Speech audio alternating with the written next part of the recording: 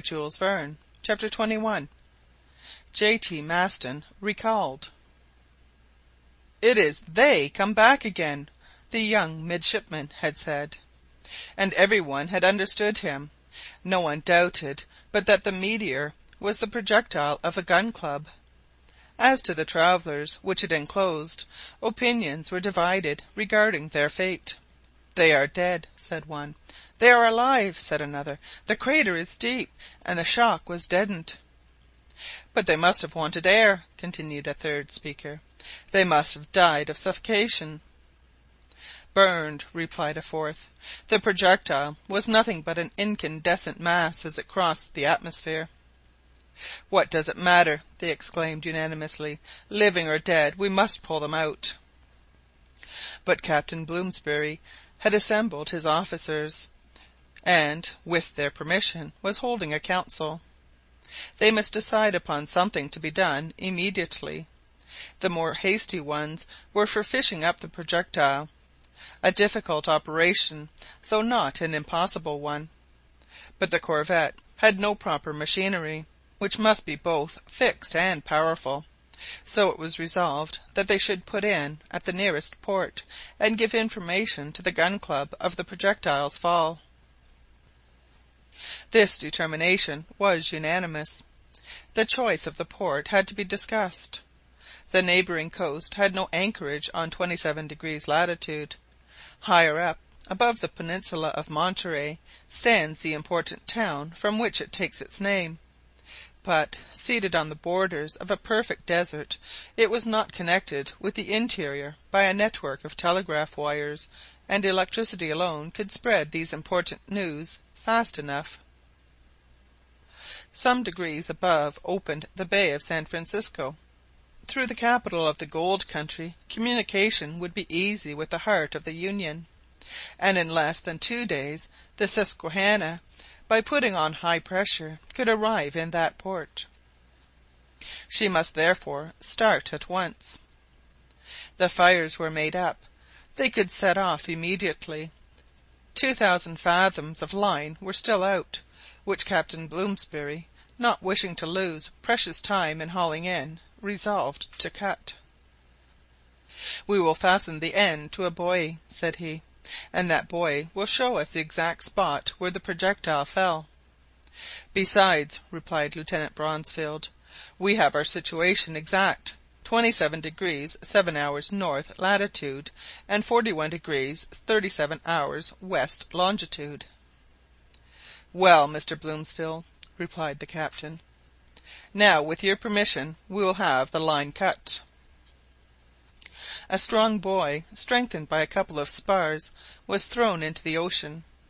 The end of the rope was carefully lashed to it, and left solely to the rise and fall of the billows. The buoy would not sensibly deviate from the spot. At this moment the engineer sent to inform the captain that the steam was up and they could start, for which agreeable communication the captain thanked him. The course was then given north-northeast, and the corvette, wearing, steered at full steam direct for San Francisco. It was 3 in the morning. 450 miles to cross! It was nothing for a good vessel like the Susquehanna. In 36 hours she had covered that distance, and on the 14th of December, at 27 minutes past 1 at night, she entered the bay of San Francisco. At the sight of a ship of the national navy arriving at full speed, with her bowsprit broken, public curiosity was greatly aroused. A dense crowd soon assembled on the quay, waiting for them to disembark. After casting anchor, Captain Blomsberry and Lieutenant Bronsfield entered an 8-parred cutter, which soon brought them to land. They jumped on to the quay. "The telegraph?" they asked, without answering one of the 1,000 questions addressed to them. The officer of the port conducted them to the telegraph office through a concourse of spectators. Blomsberry and Bronsfield entered, while the crowd crushed each other at the door. Some minutes later a fourfold telegram was sent out. the first to the Naval Secretary at Washington, the second to the Vice President of the Gun Club, Baltimore, the third to Hon. J.T. Maston, Long's Peak, Rocky Mountains, and the fourth to the Sub-Director of the Cambridge Observatory, Massachusetts.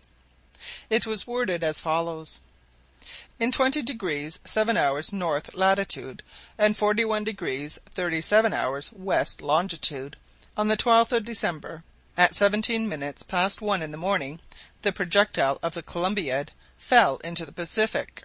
Send instructions. Bloomsbury, Commander Susquehanna. 5 minutes afterward the whole town of San Francisco learned the news. Before 6 in the evening the different states of the Union had heard the great catastrophe, and after midnight, by the cable, the whole of Europe knew the result of the great American experiment. We will not attempt to picture the effect produced on the entire world by that unexpected denouement. On receipt of the telegram, the Naval Secretary telegraphed to the Susquehanna to wait in the bay of San Francisco without extinguishing her fires. Day and night she must be ready to put to sea. The Cambridge Observatory called a special meeting, and, with that composure which distinguishes learned bodies in general, peacefully discussed the scientific bearings of the question. At the Gun Club there was an explosion. All the gunners were assembled. Vice President the Honourable Wilcome was in the act of reading the premature dispatch, in which J.T. Maston and Belfast announced that the projectile had just been seen in the gigantic reflector of Long's Peak, and also it was held by lunar attraction, and was playing the part of under-satellite to the lunar world. We know the truth on that point. But on the arrival of Bloomsbury's dispatch, so decidedly contradicting J.T. Maston's telegram, two parties were formed in the bosom of the Gun Club. On one side were those who admitted the fall of the projectile, and consequently the return of the travellers. On the other, those who believed in the observations of Long's Peak, concluded that the commander of the Susquehanna had made a mistake. To the latter, the pretended projectile was nothing but a meteor, a shooting globe, which in its fall had smashed the bows of the corvette. It was difficult to answer this argument, for the speed with which it was animated must have made observation very difficult. The commander of the Susquehanna and her officers might have made a mistake, in all good faith. One argument, however, was in their favour, namely, that if the projectile had fallen on earth, its place of meeting with the terrestrial globe could only take place on this 27° north latitude, and, taking into consideration the time that had elapsed, and the rotary motion of the earth, between the 41° and the 42° of west longitude. In any case, it was decided in the Gun Club that Bloomsbury brothers, Bilsby and Major Elphinstone, should go straight to San Francisco and consult as to the means of raising the projectile from the depths of the ocean.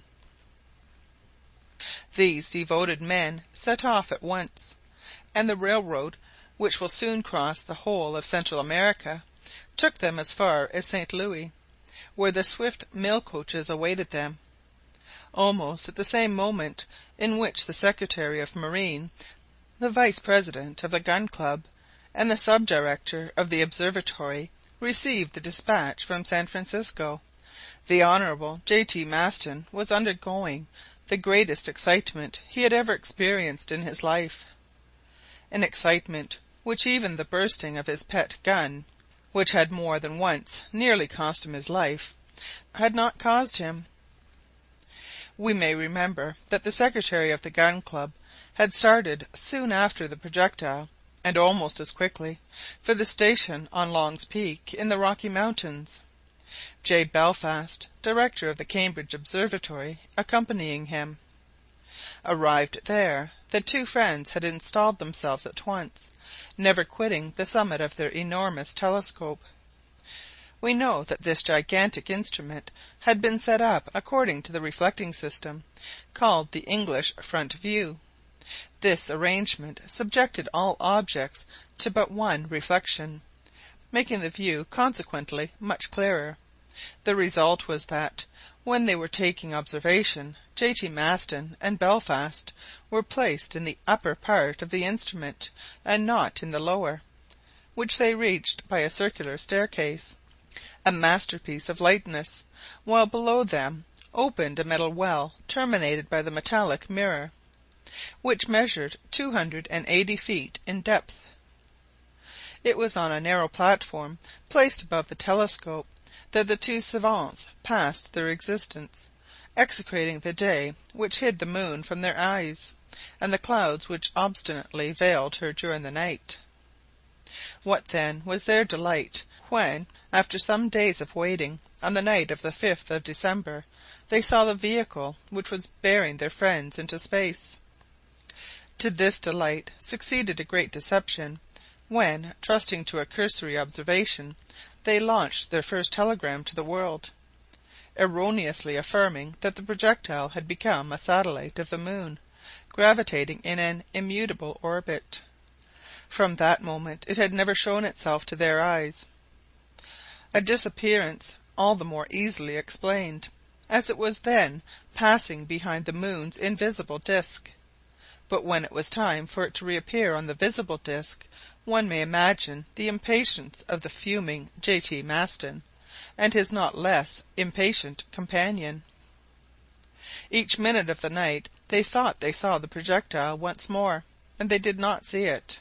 Hence constant discussions and violent disputes between them, Belfast affirming that the projectile could not be seen, J.T. Maston maintaining that it had put his eyes out.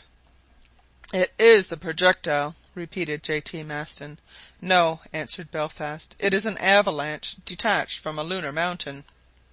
"Well, we shall see it tomorrow." "No, we shall not see it any more. It is carried into space." "Yes." "No." And at these moments, when contradictions rained like hail, the well-known irritability of the secretary of the Gun Club constituted a permanent danger for the Honourable Belfast. The existence of these two together would soon have become impossible, but an unforeseen event cut short their everlasting discussions. During the night from the 14th to the 15th of December, the two irreconcilable friends were busy observing the lunar disc, J.T. Maston abusing the learned Belfast as usual, who was by his side, the secretary of the Gun Club maintaining for the 1000th time that he had just seen the projectile, and adding that he could see Michel Ardan's face looking through one of the scuttles, at the same time enforcing his argument by a series of gestures which his formidable hook rendered very unpleasant. At this moment Belfast's servant appeared on the platform. It was 10 at night, and gave him a dispatch. It was the commander of the Susquehanna's telegram. Belfast tore the envelope and read, and uttered a cry. "What?" said J.T. Maston. "The projectile." "Well?" "Has fallen to the earth." Another cry, this time a perfect howl, answered him. He turned toward J.T. Maston. The unfortunate man, imprudently leaning over the metal tube, had disappeared in the immense telescope. A fall of 280 feet.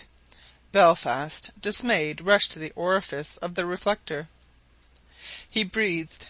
J.T. Maston, caught by his metal hook, was holding on by one of the rings which bound the telescope together, uttering fearful cries. Belfast called. Help was brought. Tackle was let down, and they hoisted up, not without some trouble, the imprudent secretary of the Gun Club. He reappeared at the upper orifice without hurt. "Ah," said he, "if I had broken the mirror—" "You would have paid for it," replied Belfast severely. "And that cursed projectile has fallen?" asked J.T. Maston. into the Pacific. Let us go." A quarter of an hour after, the two savants were descending the declivity of the Rocky Mountains, and 2 days after, at the same time as their friends of the Gun Club, they arrived at San Francisco, having killed 5 horses on the road. Elphinstone, the brothers Blomsberry, and Bilsby rushed towards them on their arrival. "What shall we do?" they exclaimed. "Fish up the projectile," replied J.T. Maston, "and the sooner the better." CHAPTER 22.